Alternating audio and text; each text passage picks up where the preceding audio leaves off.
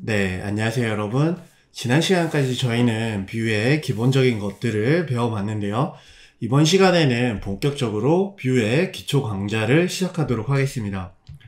일단 여러분들께서 뷰 프로젝트를 만든 폴더로 이동을 하겠습니다.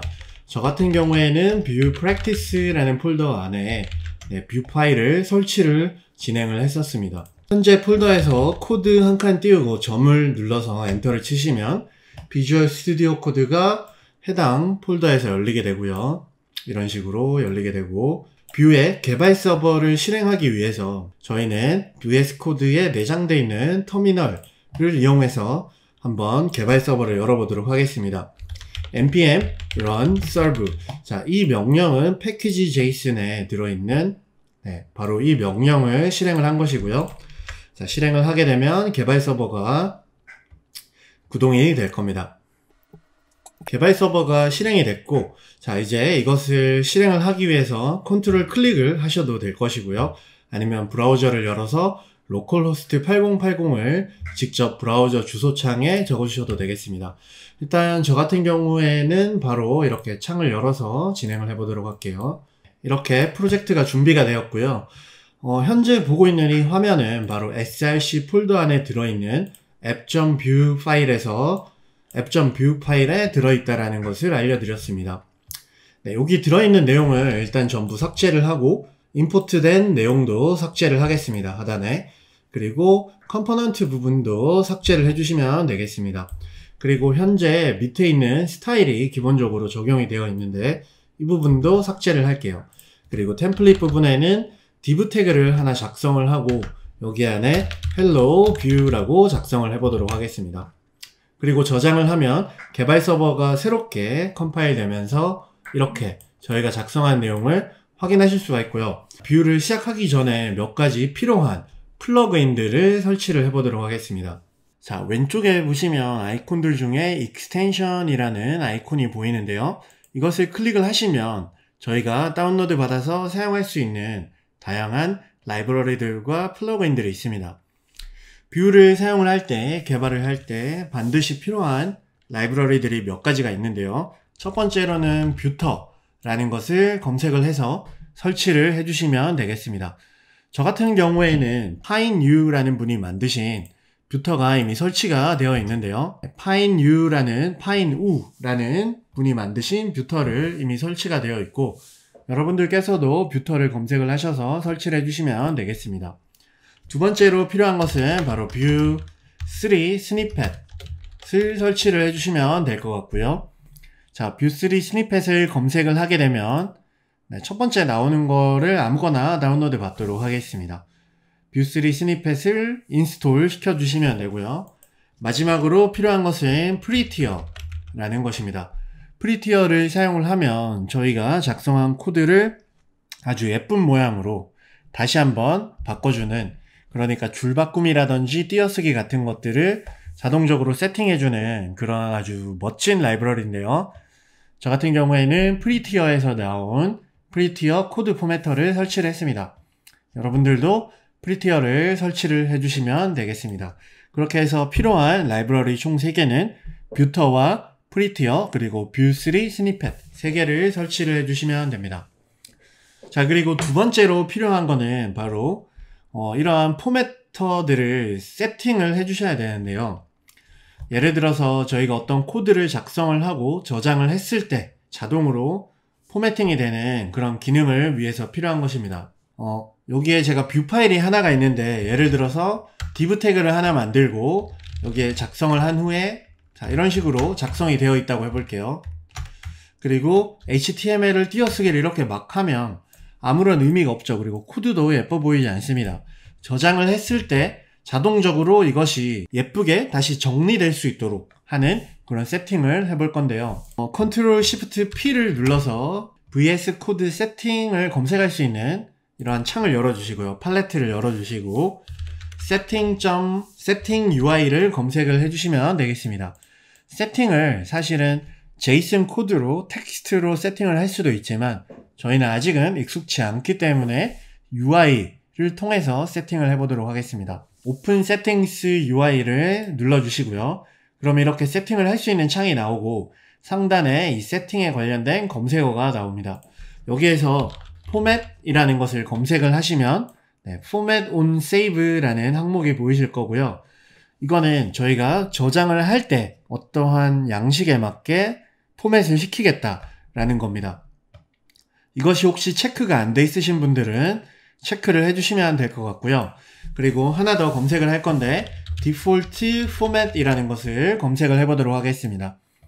그러면 디폴트 포매터를 설정을 하는, 여기 보시면 디폴트 포매터를 설정을 하는 항목이 보일 텐데요. 현재는 논으로 되어 있습니다. 요거를 클릭을 해서 아까 전에 저희가 설치한 프리티어를 연결해 주도록 하겠습니다. 프리티어를 세팅을 해 주시고요. 자, 그리고 나서 setting.ui를 닫아 주시면 되겠습니다. 그리고 나서 이 app.view 제가 만든 이 파일로 다시 돌아와서 저장을 하게 되면 이런 식으로 코드를 예쁘게 정리해 주는 걸 볼 수가 있고요. div 태그 뿐만이 아니라 자바스크립트라든지 아니면 다양한 HTML 코드 등을 예쁘게 깔끔하게 정리해 주기 때문에 반드시 이 세팅을 해 주시면 되겠습니다. 플러그인이 설치가 됐으면 이제 Vue.js를 본격적으로 배워보도록 하겠습니다. 자, 템플릿 태그 안에 모든 것을 감싸는 태그가 하나는 들어가 있었어야 했습니다. Vue 2 버전에서요. 그런데 저희는 Vue 3를 설치를 했기 때문에 Vue 3에서는 이렇게 태그가 템플릿 안에 태그가 같은 레벨 안에 있지 않아도 정상적으로 오류 없이 작동되는 것을 볼 수가 있습니다. 지금 현재는 Vue 3를 감지하지 못하고 이런 식으로 오류라고 표시가 되는데 이거는 일단 나중에 라이브러리를 따로 또 설치를 해보도록 할 거고요. h1 태그를 하나 작성을 해보도록 하겠습니다. 그리고 h1 태그에 hello Vue라고 작성을 해볼게요. 그러면 이렇게 hello Vue라고 글자가 나오고요. 자, Vue.js에서 저희가 변수 같은 것들을 사용을 하기 위해서는 바로 이 스크립트 부분 안에 데이터라는 것을 선언을 해주셔야 됩니다. 데이터라고 선언을 하고 과거에는 이렇게 오브젝트 형태로 작성을 하기도 했지만 자, 더 이상은 이제 오브젝트 형태로 작성하시면 안 되고 데이터를 메서드 형태로 이렇게 작성을 해주셔야 돼요. 마치 함수처럼 이렇게 작성을 해주시고 그리고 이 함수는 어떠한 값을 리턴을 해주는 그런 형태로 작성을 하셔야 됩니다. 이 리턴 중괄호 안에 저희가 변수처럼 사용할 데이터들을 설정을 할 수가 있습니다.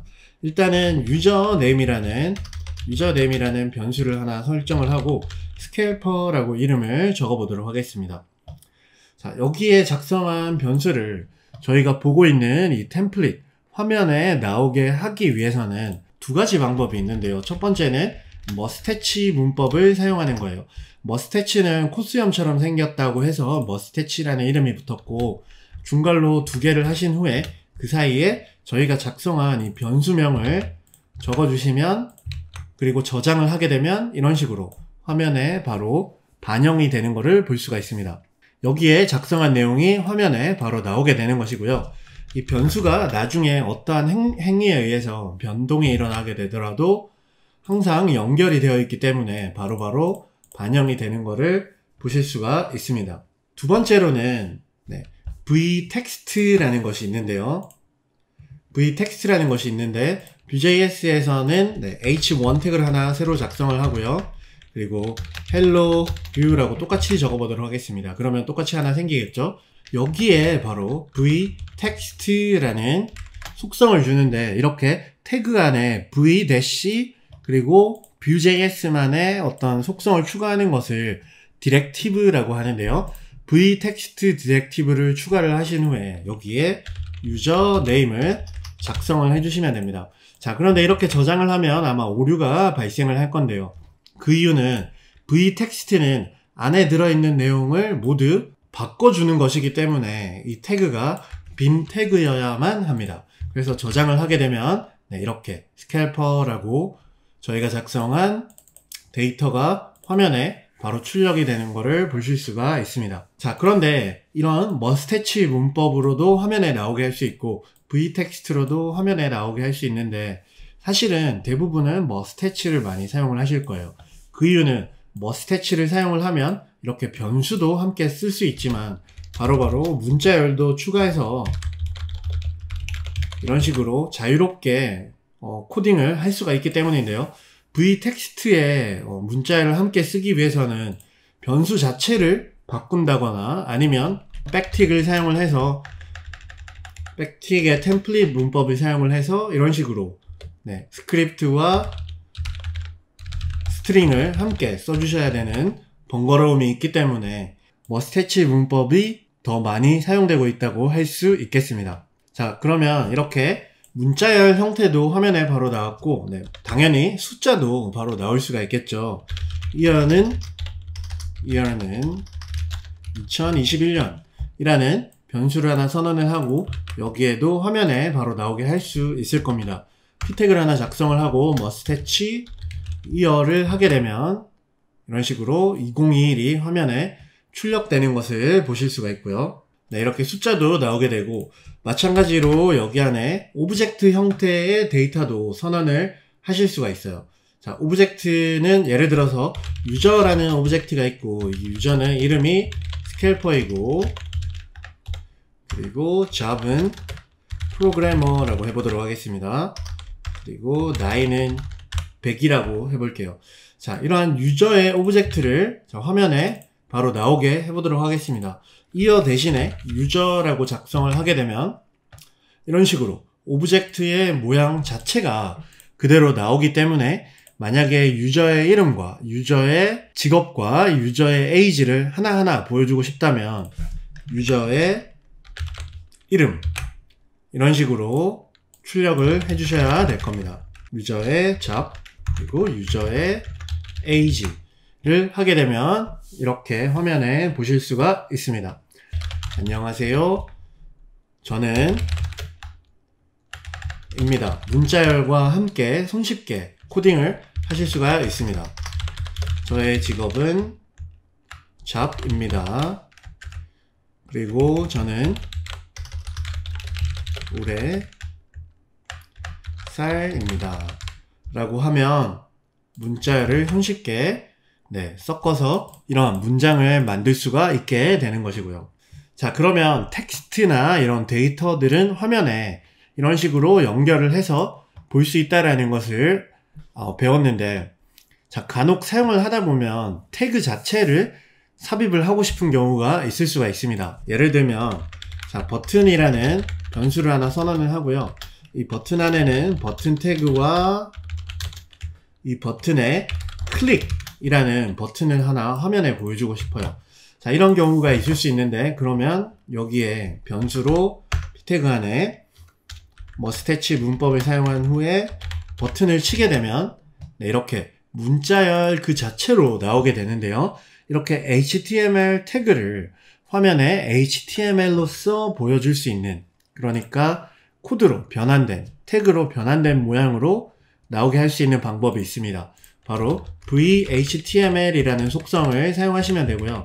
당연히 안에 들어있는 내용은 빼주시면 되고, 버튼이라는 저희가 선언한 변수를 여기에 넣어주시면 이런 식으로 버튼이 나오게 됩니다. 자, 그런데 이 HTML, vhtml을 사용을 할 때는 사실 조심을 해야 돼요. 만약에 저희가 이 데이터를 저희가 직접 작성을 해서 쓰는 거면 상관이 없지만 이 버튼이라는 이 태그를 HTML로 넣어줬는데 외부에서 누군가에게서 전달받은 내용을 HTML로 넣을 수가 있습니다. 서버에서 다른 곳으로 요청을 해서 받아온 데이터에 HTML이 들어있기 때문에 그 HTML을 보여주기 위해서 이런 식으로 연결을 하게 되면 보안상 심각한 문제가 발생할 수 있기 때문에 vhtml은 조심해서 믿을 수 있는 경우에만 사용해야 됩니다. 예를 들어서 button2라는 것을 하나 만들어 볼게요. 자, button2라는 데이터를 하나 선언을 하고 여기에 바로 onClick 이벤트를 걸어버리겠습니다. onClick 이벤트를 걸고, 자, 이 다운표가 아니라 백틱으로 진행을 해볼게요. 자, onClick alert 해킹 이라고 작성을 하고, 그리고 다음 p 태그 안에 HTML로 버튼 2를 나오게 해보겠습니다. 자, 두 번째 버튼을 클릭을 하면 이런 식으로 삽입된 스크립트가 실행이 되는 걸 볼 수가 있고요. 다큐먼트 바디의 스타일을 컬러 백그라운드를 레드로 바꾸고 트랜스폼 로테이트를 180도를 돌려버리는 이런 코드를 넣어놓고 클릭을 하면 이런 식으로 화면도 바뀌고 백그라운드도 바꿔버리는, 웹사이트를 완전히 망쳐버리는 이런 장난스러운 코드도 만들 수 있겠지만 마음만 먹으면 어떠한 스크립트를 통해서 중요한 정보를 뺀다든지 하는 코드도 넣을 수가 있겠죠. 그렇기 때문에 이러한 HTML을 사용할 때는 반드시 신뢰할 수 있는 곳에서 얻은 데이터만 사용을 하셔야 되겠습니다. 자, 다시 한번 새로 고침을 해서 원로대로 돌리고요.